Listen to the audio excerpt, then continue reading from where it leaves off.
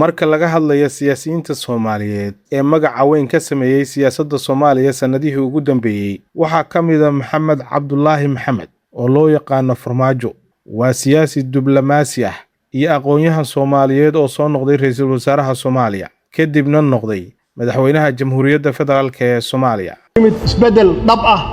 isbedelkiina waa socdaa magaciisa waxaa si gaar ah loogu xasuustaa doorashadii madaxtinimada ee 8 February 2017 markaasi oo uu ka adkaaday madaxweynaha hadda xilka haya ee Xasan Sheekh Maxamuud taasi oo sababtay in kii dambe Farmaajo uu noqdo wajiga ugu muhiimsan ee siyaasadda Soomaaliya muddo 5 sano ah maxaan ku raahdaa ummadda Soomaaliyeed aan helno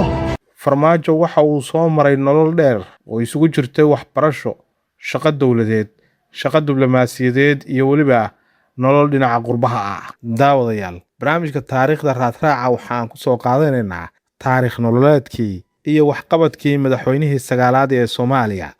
Maxamed Cabdullaahi Farmaajo wuxuuna soo gelayaa berrito 4 galabnimo saacadda Geeska Afrika la socod wanaagsan